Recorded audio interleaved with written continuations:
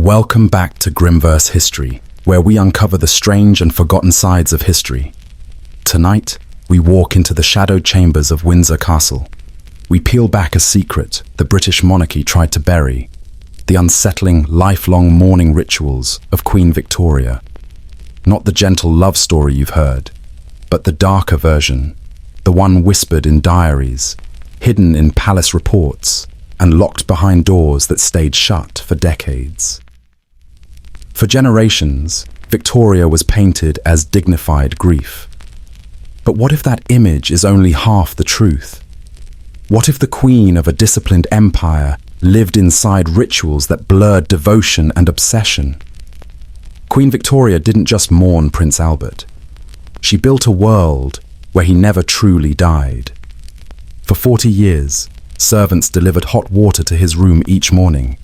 For a man who would never use it again, the Blue Room became a shrine, and the palace became a stage for rituals no one dared question. Because in the heart of the British Empire, the most powerful woman alive was ruled not by duty, but by a grief that demanded obedience. You step into the cold hallway. Candles flicker against stone walls. The faint scent of lavender cuts through the air. Your hand rests on the brass doorknob of the Blue Room, the room that froze in time the night Albert died. The air thickens, as if someone or something still lingers inside. Take a slow breath. Let the noise of your day fall away. Here, in this quiet corner of the past, you're safe to wander. And if forgotten histories speak to you, feel free to like this video or subscribe for more. No rush. Just stay close, dim the lights, let your room settle, let the soft hum around you melt into the story. Slow your thoughts. Walk with me. It's the winter of 1861. Windsor lies silent beneath a veil of frost. Inside the castle, grief is about to become ritual, and a lifetime of mourning is about to begin. The death of Prince Albert, and the birth of an obsession. It begins on a December evening when Windsor Castle feels colder than usual, the kind of cold that draws long shadows across the corridor and makes every footstep sound just a little too loud. Servants move quietly, aware that the Blue Room has grown heavier by the hour. The air there carries a mix of candle wax, damp wool, and the faint metallic scent that illness sometimes leaves behind. You stand near the doorway, watching the fire flicker low as Prince Albert lies weakened by fever, his breaths thin and uneven.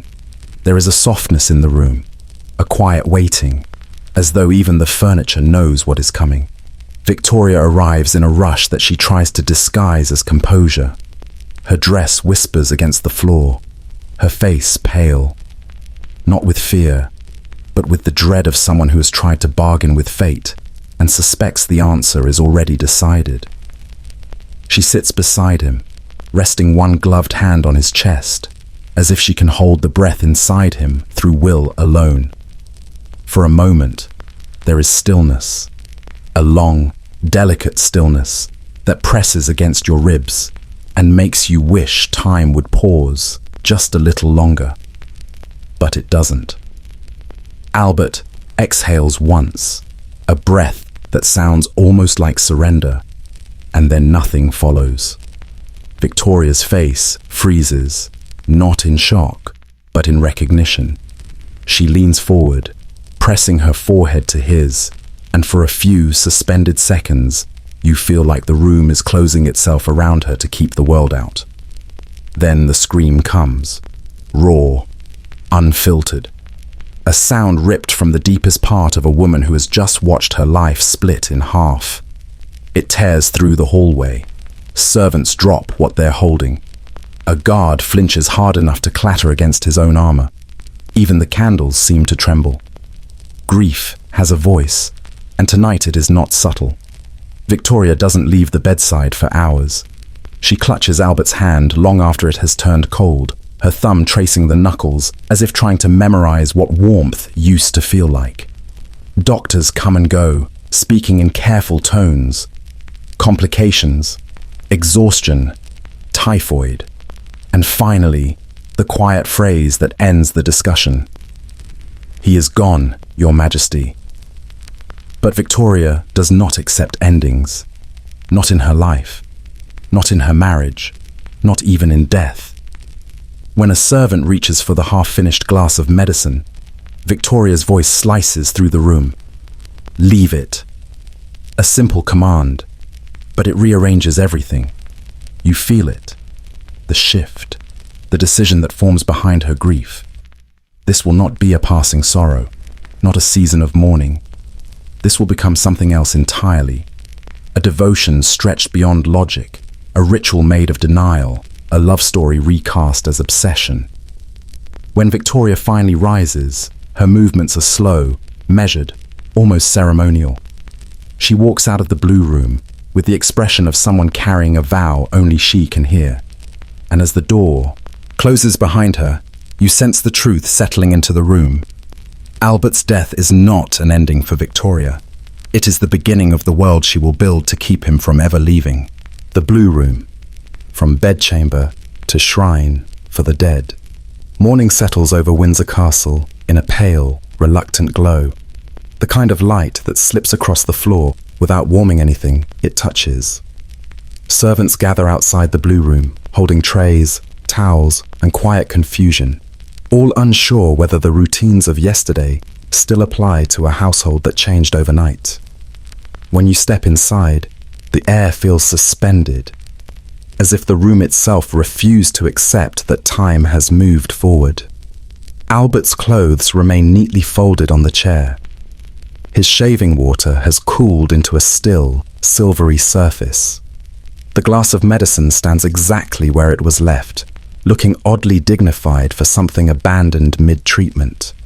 Victoria enters moments later, and the room seems to tighten around her presence. Her eyes travel slowly across each object, not searching, not grieving, but preserving, the way one memorizes a photograph before tucking it away forever. She adjusts a blanket by a fraction, touches the edge of the bedside table, and draws the curtains slightly, though the light doesn't bother her. Memory does. Then she gives the first of many instructions. Hot water must be delivered to the room every morning. Fresh clothes must be laid out as usual. Items on the table must remain untouched, their positions recorded by repetition rather than ink. Dust may be removed, but nothing is to be moved. Her voice is calm, but the words settle into the room like new laws, gentle in tone, unyielding in purpose. A young maid, brave or naive, possibly both, asks whether the room should be closed for mourning.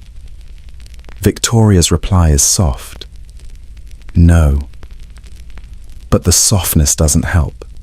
It hits the floor like a stone. And with that, the blue room stops being a place of sleep and begins its slow metamorphosis into something far more enduring. Days unfold into a pattern that feels strangely ceremonial. Warm towels arrive on schedule. Boots are polished. Cologne bottles remain aligned in perfect symmetry. All the little motions of a man beginning his morning. Except the man is no longer part of the story. You begin to sense that absence, when tended daily, develops an odd kind of presence. A quiet truth. A slightly uncomfortable one. Visitors passing the doorway lower their voices without knowing why. Servants walk gently, their steps soft and respectful, as if each creak of the floorboards might disturb someone who still needs rest. Even you find yourself breathing more carefully, the instinctive courtesy one offers to a sleeping room. Weeks stretch into months, and the blue room remains unaltered. Nothing shifts, nothing changes shape. Every object stands where it last mattered. Victoria is not maintaining decor. She is maintaining a moment, one that refuses to fade because she refuses to let it. One evening, you watch her stand in the doorway, her hands still resting on the frame long after she has stopped moving. There is a calmness in her, expression, but it isn't resignation, it's commitment. From that moment forward, The Blue Room is no longer a bedchamber. It becomes a shrine, a carefully preserved world where Albert remains forever on the verge of returning. A room for the living, maintained for the dead. And everyone in the palace learns to treat it that way.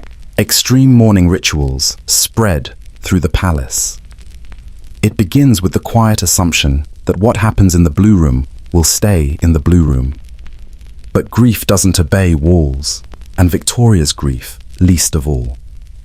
It moves like smoke, soft at first, barely visible, and then suddenly everywhere before anyone realizes what has changed. You notice the first shift in the corridors just outside Victoria's private wing. A servant carries a folded nightshirt, Albert's of course, as if it belongs in the Queen's room. Another places a plaster cast of his hand neatly on her bedside table. It looks harmless at a distance. Up close, it looks like a man trying to hold her from the other side of the veil. Dry humor suggests that even ghosts might need boundaries. Victoria does not. Soon, you see her sleeping with Albert's nightshirt tucked against her chest, as if fabric can stand in for breath. On other nights, she clutches the molded shape of his hand as though it still contains warmth. Doctors take note, writing phrases like persistent melancholia in letters they do not dare send. Not yet. Not when the Queen still believes grief answers to her. But the rituals keep multiplying. In the mornings, Victoria asks servants to bring his shaving water to her room instead. The same warm basin he once used in life. She lifts the lid, inhales the steam, and closes her eyes, as if the scent alone brings him back for a moment. In the evenings, she insists that his chair be placed near her writing desk. You watch her pause mid-sentence, glance toward the empty seat, and murmur a few quiet words to someone only she sees. Some say it is comforting. Others say it is concerning. Most decide it is safest not to take sides. And then come the death conversations. The palace staff whispers about them in the deep hours of the night. Never loudly, never boldly. Always with the caution reserved for discussing the weather with someone unstable. Victoria summons men whose posture or tone echoes Albert's. Footmen, tutors, distant relatives, and speaks through them as though continuing unfinished dialogues from decades before. The men participate politely, their faces carefully blank, their responses simple, safe, almost script-like. You can't blame them. Refusing a queen is dangerous. Refusing a grieving queen is something else entirely. Before long, the rituals seep into every corner of the palace. Rooms are arranged the way Albert preferred them, even if he never used them often. Candles remain lit because he disliked the dark. Breakfast trays appear with his favorite foods, left out as if he might stroll in late and apologize for oversleeping. And the palace adjusts. It always adjusts. You walk through these rooms and feel the strange tension between memory and reenactment, between honoring the dead and inviting them to stay too long.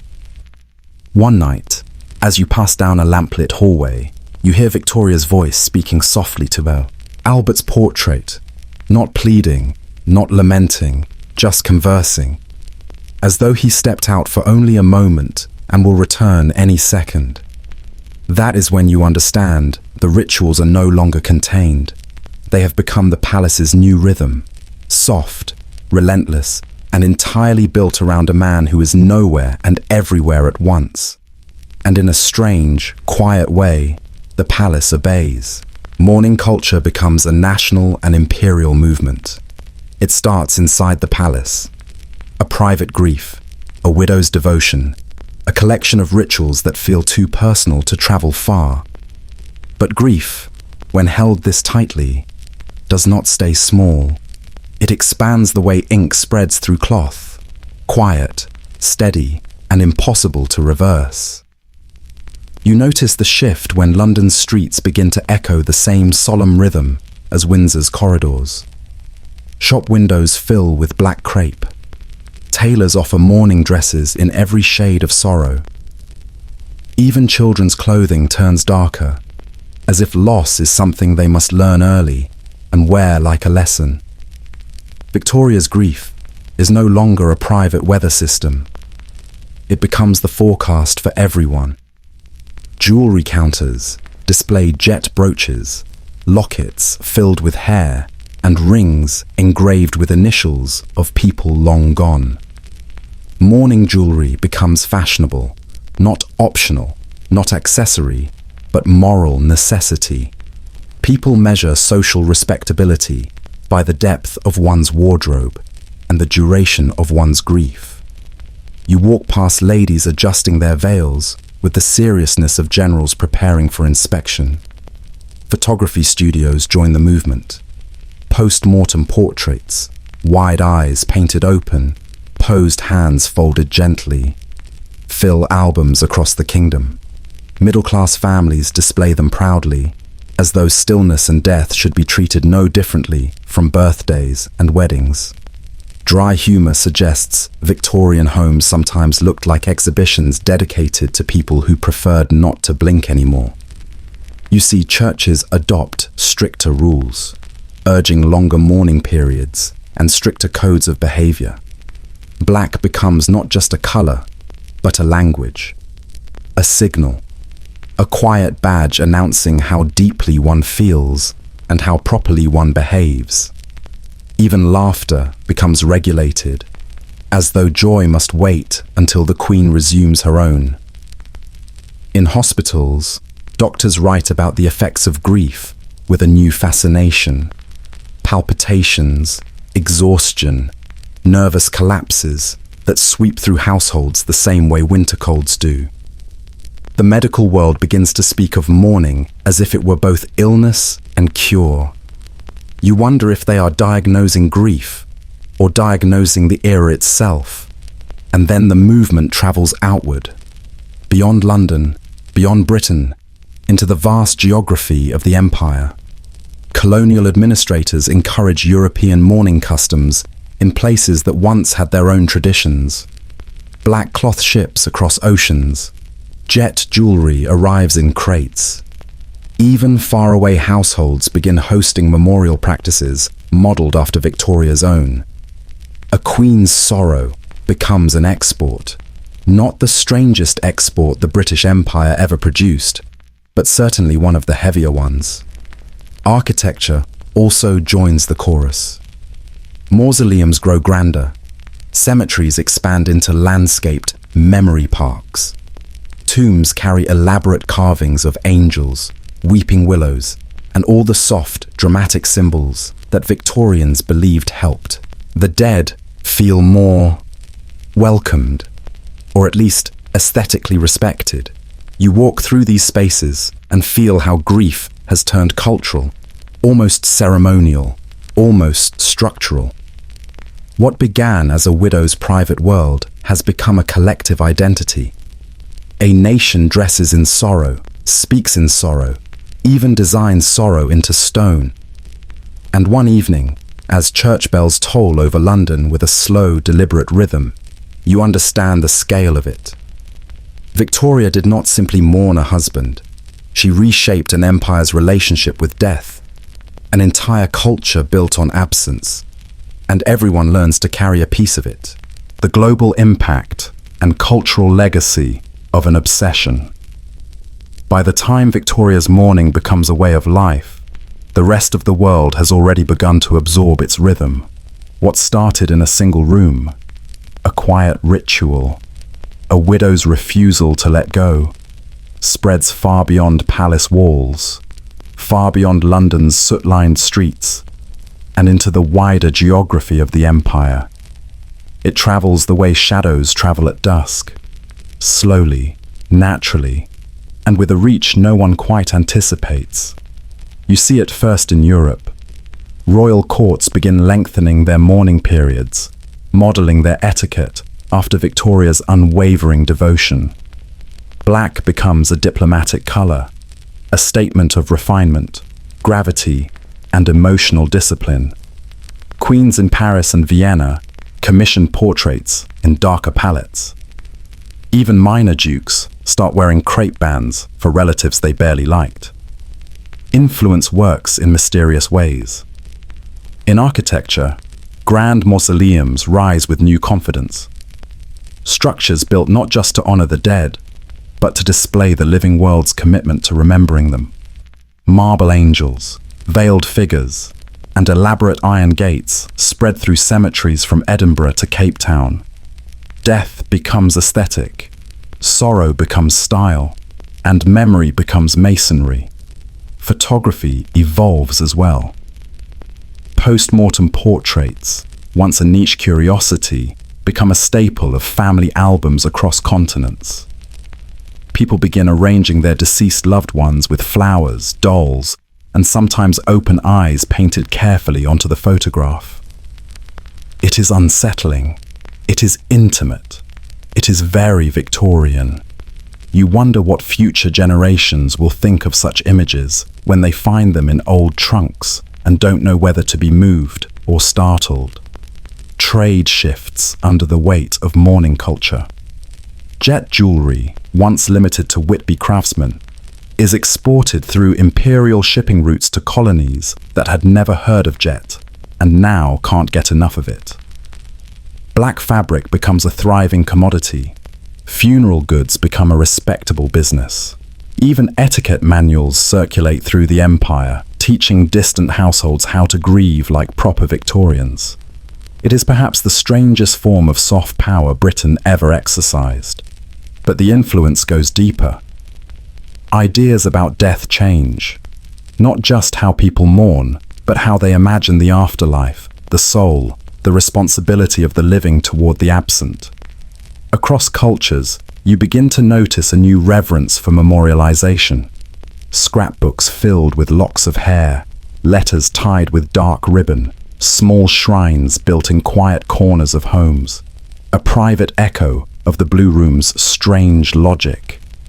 And yet, through all these ripples, one truth stands firm. The heart of this vast influence remains a single woman standing at the threshold of a preserved room, refusing to let time do what time always does. Victoria's obsession creates an entire era, an aesthetic, a philosophy, a cultural identity shaped not by triumph, but by loss. It teaches millions that grief can be public, structured, even beautiful in its own severe way. As you walk through the rooms of Windsor one last time, the weight of that legacy lingers in the air, fragile, enduring, and unmistakably hers. The world continues, but it carries her sorrow in the seams of its history. In the end, Victoria doesn't simply change mourning. She rewrites the architecture of memory itself. The night softens now, the story quiets, and the echoes of those old rooms begin to fade. You can almost feel the cool stone of Windsor again, the dim glow of candlelight bending against the walls, and the faint rustle of black crepe drifting through long corridors. History still whispers if you lean close enough. A soft reminder of the lives folded into those shadows. But slowly, very slowly, we return. Like closing a heavy velvet curtain, or pressing a book shut with both hands, letting the dust settle back into place. The past moves gently behind us, its footsteps light, its breath quiet. You may still feel a trace of that old world on your skin, the hush of mourning fabric, the distant toll of a winter bell. But it will fade in its own time. If tonight's journey kept you company, if these forgotten halls and quiet stories helped your thoughts slow down, you're welcome to stay close to this little corner of the night. A like, a share, or a soft subscribe helps these midnight histories find others who wander the dark with gentle curiosity. For now, rest. Let the past dim. Let the present settle around you like a warm blanket. Goodbye, and we will meet again.